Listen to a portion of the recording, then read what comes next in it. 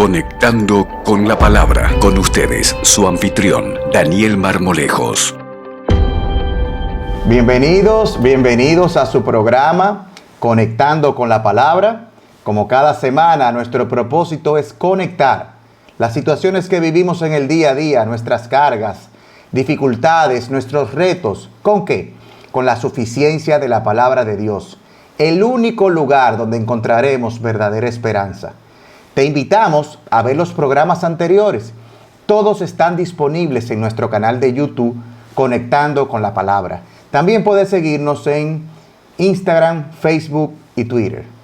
Hoy en día, muchos estamos muy apercibidos de cómo afecta la corrupción nuestra sociedad.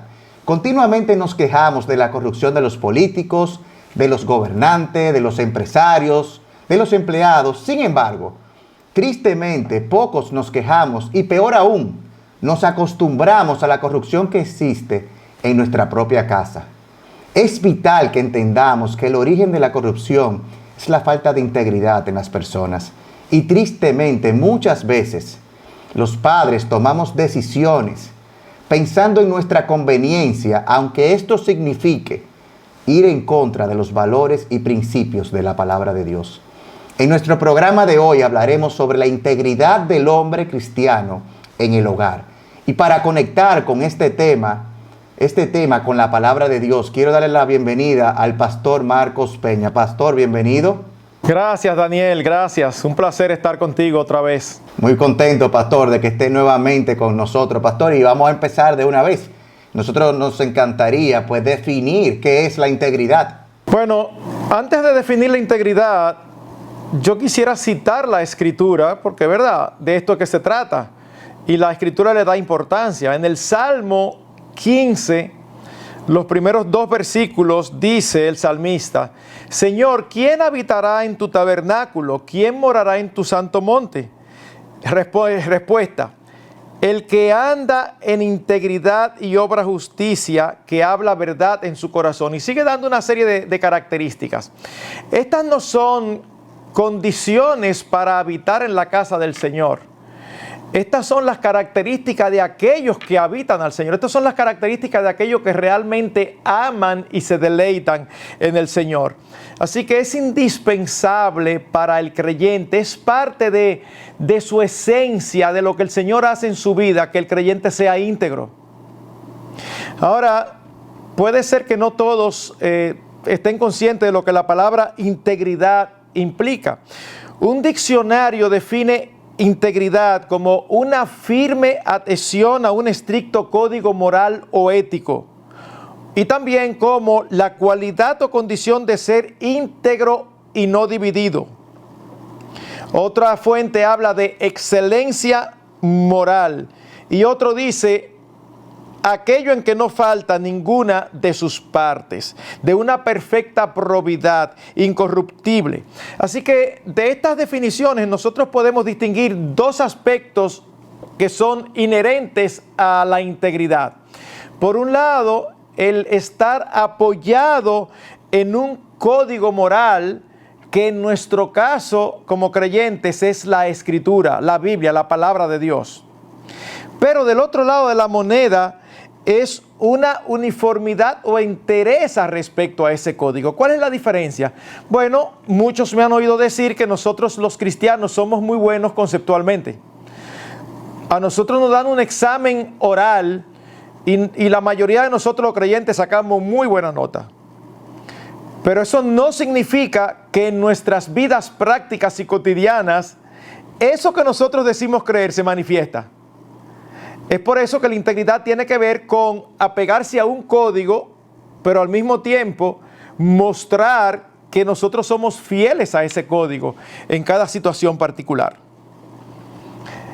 El profeta Oseas, en su capítulo 10, versículo 2, dice que uno de los pecados del pueblo de Dios contra el que los amonesta es el de no ser íntegros. Dice el profeta: está dividido su corazón, ahora serán hallados culpables. Y eso es Reina Valera. Es interesantísimo cómo traduce las Américas esta porción, está dividido su corazón. Lo traduce: su corazón es infiel. Así que cuando hablamos de algo íntegro, estamos hablando de algo que no es dividido. Es una unidad. No es de una manera por una circunstancia y luego cuando hay otra circunstancia diferente se moldea y se hace maleable a la siguiente circunstancia. No, el creyente cree lo que cree y esa verdad es aplicada en toda circunstancia, le beneficie o le perjudique, le guste o no le guste, esté contento o no esté contento, no importa. El hombre íntegro conoce lo que tiene que hacer y hace lo que tiene que hacer. Y eso es importante. Porque a veces uno lidia con cristianos, y seguro que a ti te ha pasado, Daniel, que te dicen, sí, yo sé que eso es lo que el Señor dice, pero... O sea, ya eso te dice que hay falta de integridad. Espérate, ¿cómo que sí, pero? O sea, es verdad, pero yo no lo voy a hacer así. Bueno, eso es falta de integridad. Eso es falta de integridad. Nos puede ayudar para entender mejor, ver cuáles son los sinónimos y los antónimos, es decir, las otras palabras que incluyen integridad o que significan más o menos integridad y las que son opuestas. Como sinónimos, ¿cuáles tenemos? Bueno, tenemos honestidad, incorruptibilidad, entereza, sinceridad. ¿Y cuál es una palabra contraria a integridad? Hipocresía. Hipocresía. ¿Y de dónde viene la palabra hipocresía? Viene de una palabra griega que tú sabes a quién se aplicaba: a los actores de la antigüedad que usaban unas caretas para representar un papel. Ellos no eran ese papel. Es lo que los actores hacen. Es por esto que esa palabra llegó a significar cualquier cosa que nosotros pretendíamos ser que no éramos. El hipócrita, él es el que dice una cosa y hace otra. Y el Señor aborrece la hipocresía. ¿Tú recuerdas cuál era la queja del Señor Jesucristo contra los fariseos? Dice, óyeme, ustedes pueden hacer lo que ellos dicen. Lo hagan como ellos hacen, porque ellos dicen y no hacen. Y hay un capítulo en Mateo fuertísimo: hipócritas, les dice vez tras vez, porque ellos tenían un código moral al que decían apegarse, pero en su vida diaria ellos vivían totalmente diferentes. Entonces, el hombre íntegro es un hombre que dice y hace, y esas cosas ambas están unidas. De ahí es que viene la palabra íntegro, uno, completo, inseparable. Y eso es lo que Dios espera de nosotros. Pastor, muchos tenemos el deseo de vivir en integridad. Sin embargo, cuando vivimos el día a día, vemos que hay muchos obstáculos que se interponen en nuestro camino. Pudiéramos identificar algunos enemigos de la integridad. Sí, te voy a decir uno, y voy a decir el primero, no porque sea el más importante, sino porque tengo que decirlo en algún orden. Podemos mencionar, en primer lugar, el relativismo. ¿Y qué tiene que ver el relativismo con la integridad? Alguien pudiera decir, pero espérate, el hombre íntegro es un hombre serio, pero ¿qué tiene que ver eso con ser relativo? Claro, porque ¿qué dice la relatividad? Que nada es verdad ni es mentira, sino que todo depende del cristal con que se mira. Lo que para ti es bueno, no necesariamente tiene que ser bueno para mí. Y lo que para ti es malo, no necesariamente tiene que ser malo para mí. El problema grave es que el relativismo atenta contra el carácter absoluto de la Escritura. La Escritura no es relativa. La Escritura es la revelación de Dios. Dios es veraz. La Escritura, la palabra de Dios, es verdad. Y todo lo que no esté conforme a la palabra de Dios, no importa si millones en el mundo piensan diferente. No importa. Eso no hace que una cosa sea verdad. De hecho, nosotros podemos pensar en la historia cómo los valores y los postulados de los hombres van cambiando con los tiempos. Al día de hoy, cosas que cuando yo era pequeño todo el mundo aceptaba como malas, ahora resulta que son buenas y hay que promoverlas. Y yo no tengo 100 años. O sea, en poco tiempo, lo bueno pasa a ser malo y lo malo pasa a ser bueno. No, lo que es pecado delante de Dios es pecado aunque todo el mundo diga lo contrario. Bueno, pero mira, lo que pasa es que ya todo el mundo lo hace. Bueno, no importa, no importa. Nosotros no estamos para agradar a todo el mundo. Nosotros estamos para agradar a Dios. Nuestro código moral, que es la palabra, no puede ser acomodada. Así que el relativismo es lo primero. ¿Qué otro enemigo pudiéramos identificar? El pragmatismo. ¿Por qué? Porque el pragmatismo busca lo conveniente en lugar de lo correcto. Déjame darte un ejemplo que sucede. Uno tiene en la oficina pastoral a un matrimonio con ciertas dificultades. El esposo es el típico esposo desconsiderado, solamente concentrado en sus cosas, no es tierno, no está atento a las necesidades de su esposa y su esposa está cansada. Así que aquí está uno como pastor ayudándoles a ellos a cumplir la voluntad de Dios. Y en un momento determinado la esposa dice, bueno, pastor, ¿usted sabe qué? Yo lo solté ya, que él haga lo que él le dé su gana, yo no le voy a hacer caso. Y uno le dice, aunque uno la entiende su sentir, uno le dice, sí, mi hermana, pero eso no es lo que un cristiano debe hacer.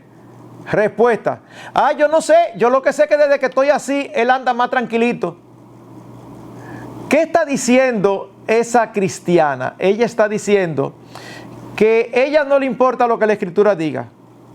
Ella lo que le importa es lo que le funcione. Uf. Nosotros tenemos en la Escritura ejemplos de ambos lados. Nosotros tenemos a los 3 amigos de Daniel.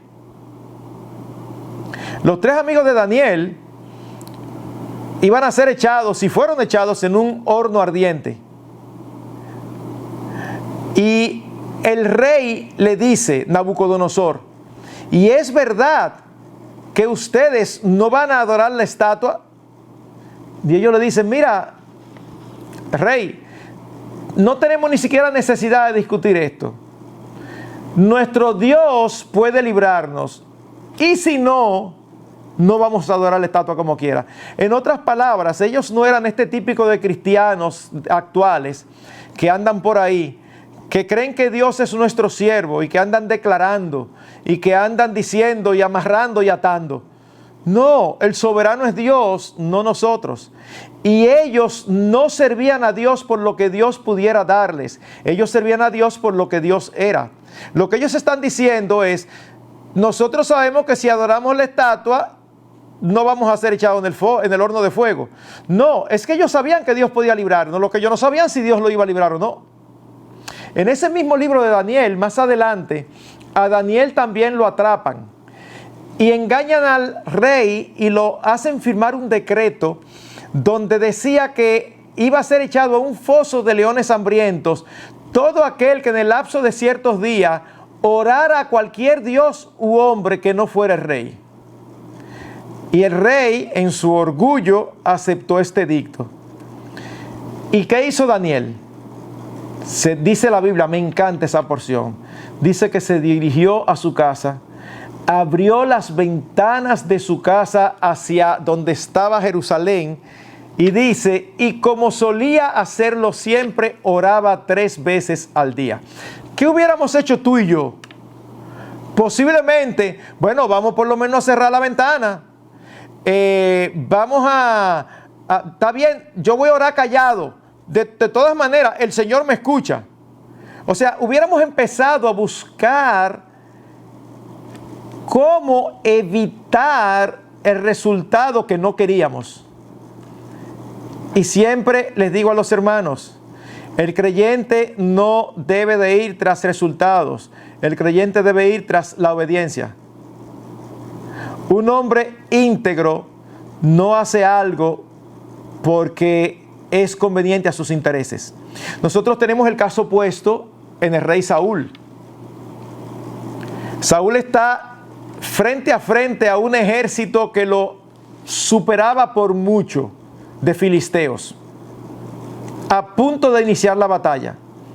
Samuel, el profeta y juez, le había dicho: espérame hasta que yo llegue para que yo ofrezca el sacrificio. Samuel se retardó un poco y Saúl, viendo que algunos de sus hombres desertaban porque estaban asustados, decidió ofrecer sacrificio. No bien terminó el sacrificio y llega Samuel: ¿por qué fue lo que tú hiciste? ¿Tú te estás volviendo loco? Respuesta de Samuel: no, yo lo hice correcto. Tú no llegabas.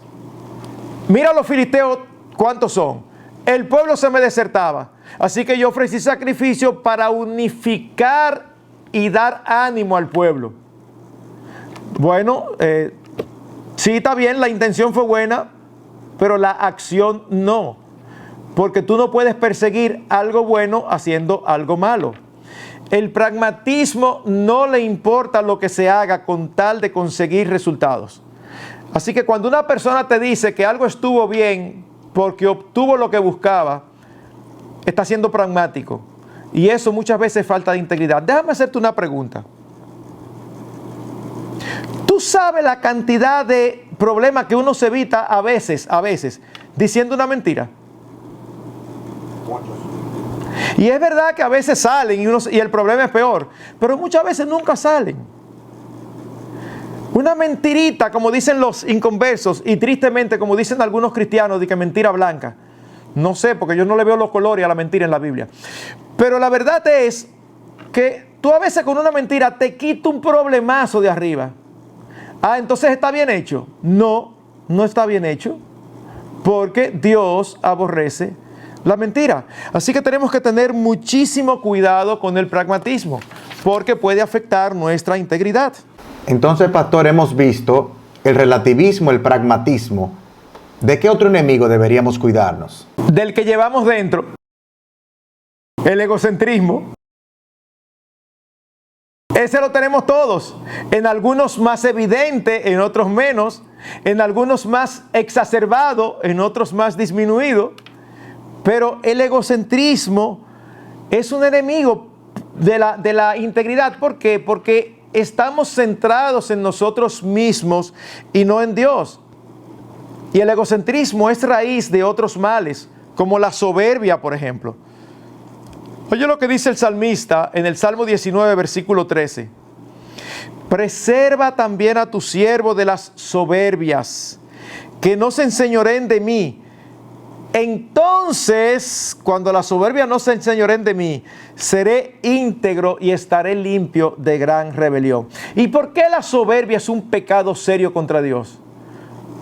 ¿Y qué razón tenemos nosotros de ensoberbecernos? En primer lugar, no somos la última Coca-Cola del desierto, ni la primera ni ninguna. En segundo lugar, no somos el centro del universo. El centro del universo es Dios. Así que cuando nosotros vivimos nuestra vida pensando que somos la pieza más importante que nosotros conocemos, la integridad va a pasar a un segundo plano. Podemos airarnos por lo que no debemos airarnos y gozarnos por lo que no debemos gozarnos. Cuando lo más importante para nosotros es lo que yo pienso, lo que yo quiero y lo que yo creo, hay problemas. Porque lo más importante debe ser lo que Dios piensa, lo que Dios quiere y lo que Dios manda. Y son dos estilos de vida totalmente diferentes. Es interesante que los rabinos judíos dividían los pecados en dos: aquellos cometidos por ignorancia y aquellos cometidos por presunción y soberbia. O sea que ellos asumían que todo pecado que no era cometido por ignorancia era cometido por soberbia. ¿Por qué? Porque si yo sé que es pecado y como quiera lo cometo, me estoy poniendo en lugar de Dios. Yo me creo aún más importante que Dios mismo, porque es más importante hacer mi voluntad que la de Él. Bueno, otra vez cito al salmista en el Salmo 19, 12 y 13. ¿Quién podrá entender sus propios errores? Y como el salmista quiere entender sus propios errores, él ora y dice, líbrame de los que me son ocultos. Y es después de ese versículo que viene el que citamos ya de las soberbias. Así que esos no son los únicos enemigos de la integridad, pero posiblemente sean los más comunes. Muy bien, muy bien. Hemos visto en nuestro primer segmento que es la integridad, algunos de los enemigos más comunes, pero vamos a hacer una pausa, no se vayan. En el próximo segmento podremos ver áreas o formas en las que deben manifestarse la integridad del hombre en el hogar. Nos vemos en breve.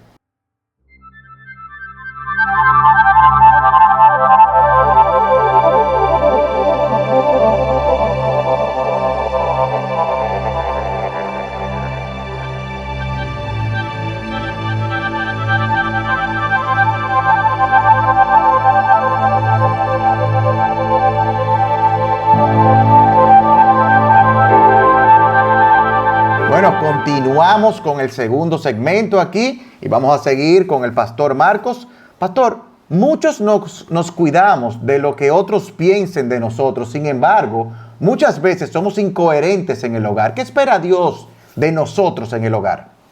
Bueno, la verdad es que la verdadera evaluación de nuestro cristianismo no es en la iglesia, es en el hogar. Porque es en el hogar donde nosotros nos comportamos como realmente somos. En la iglesia es muy fácil parecer íntegro. Asumimos una terminología, hablamos de determinada manera, somos muy simpáticos, amables. Y a veces, y con tristeza lo digo, se cumplen algunos hombres cristianos, un refrán muy común en nuestro país, que dice, luz de la calle, oscuridad del hogar. ¿Tú has visto esas ocasiones en que alguien dice, no, porque, pero tú debes estar feliz porque tu esposo, wow, a mí me encanta, qué simpático, qué servicial? Y la esposa dice, bueno, para no hablar contra su marido, y por dentro piensa, sí, pero así quisiera yo que fuera en la casa. Así que es allí donde nosotros tenemos que ser íntegros primariamente. Salmo 101, versículo 2, dice la versión de las Américas, prestaré atención al camino de integridad. ¿Cuándo vendrás, Señor, a mí? En la integridad de mi corazón andaré dentro de mi casa. Hermanos, lo que somos en el hogar es lo que realmente somos. Todo lo demás es fachada. Todo lo demás es el departamento de publicidad. Es en nuestra casa que somos como somos. Ahora, cuando hablamos de integridad, eso en el hogar, eso abarca muchas áreas, Daniel. Eso abarca, por ejemplo, la pureza sexual. Y yo estoy convencido que cuando hablamos de pureza sexual estoy poniendo el dedo en la llaga. Porque es algo demasiado común. Yo me atrevería a decir que es casi epidémico. De verdad. O sea, es difícil el hombre que no luche contra la impureza sexual. Es muy difícil. Y toda impureza sexual es un quebrantamiento del séptimo mandamiento que dice no cometerás adulterio. Y esto es algo con lo que han luchado los hombres a lo largo de todos los años. Yo recuerdo el relato de Judá y Tamar. Judá salió a buscar una prostituta. Pero tú te imaginas cómo era. La prostituta vestía en un sentido igual que las demás. Tenía ciertas cosas que la distinguían. Pero lo que la distinguía no era que andaba con todo afuera. Nosotros vivimos en una época donde es, como digo, una epidemia, porque al menos por tres razones.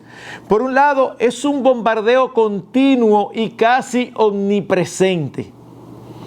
Tú sales en tu vehículo y tú ves vallas publicitarias, aunque sea de una pasta dental, con una mujer con un bikini que más pequeño no podría ser. Tú entras a internet y te salen avisos, anuncios con aspectos sexuales.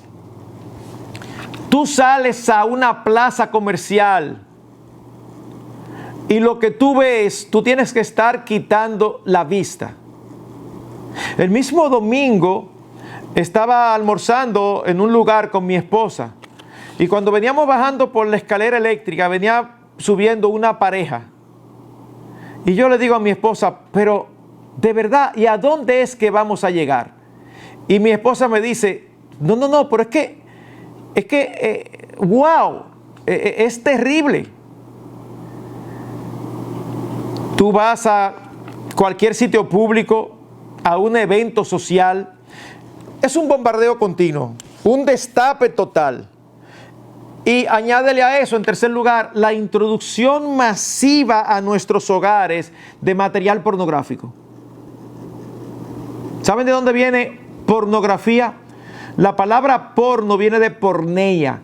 Porneia es la palabra griega que en nuestras Biblias se traduce fornicación, inmoralidad sexual. Grafía viene de gráfico. Así que nosotros vivimos en una época que donde quiera que tú mires, y no solamente fuera, dentro de tu casa, te va a salir material sexual más o menos explícito. Y tenemos que tener cuidado de no insensibilizarnos. Así que, hombres que están escuchando el programa, ¿qué sucede contigo cuando tú te pones a ver televisión solo? ¿Qué sucede contigo? Hace un tiempo yo decidí que no iba a ver en la televisión nada de películas o programas solo. Porque a veces cuando salía alguna escena inadecuada, me daba parálisis del dedo de cambiar los canales. O sea, me era difícil cambiar. Yo decía, pero qué barbaridad. Luego me encuentro con el relato de Jerry Bridges, un autor que falleció hace unos añitos y que habla muchísimo acerca de la santidad. Y dice que él se atrapó a sí mismo un día en un hotel, en una de esas conferencias. Cansado, llegó, prendió la televisión para ver noticias, deportes, y salía una película con 2 personas en la cama. Y dice que él se atrapó a sí mismo mirando la película, no para saber la trama de la película, sino esperando que volviera a salir esa escena. Y yo lo digo así de claro, ¿sabe por qué? Porque algunos pastores y hermanos creen que la santidad implica no ser tentado e implica perfección. Y entonces los hermanos no le hacen mucho caso porque entienden que el pastor está allá arriba, en el cielo, sentadito al lado del Señor. Él va a ministrar aquí, luego va y vuelve y se sienta allí. No, todos tenemos esa lucha. Y tenemos que ser íntegros y poner guarda a nuestros ojos. Todos.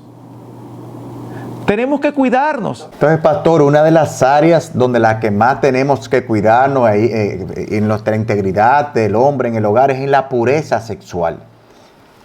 ¿Qué otra área, pastor? Mire, a nosotros nos queda un poco de material y yo no quisiera mutilar porque la verdad que está muy interesante lo que vamos a ver. Yo creo que lo que tenemos que hacer es ver un par de áreas más y si Dios nos lo permite continuar la semana que viene, porque yo creo que es muy importante en el tiempo que estamos viviendo en el día de hoy que nosotros como hombres podamos ser íntegros y empezando por nuestra casa. Entonces me gustaría que pudiéramos verlo, pastor, con detalle como lo hemos visto y que podamos ver pues un par de áreas más y nosotros, si Dios nos lo concede, continuar la próxima semana. Bueno, si es así, siendo esta área tan importante, déjame abundar un poco más.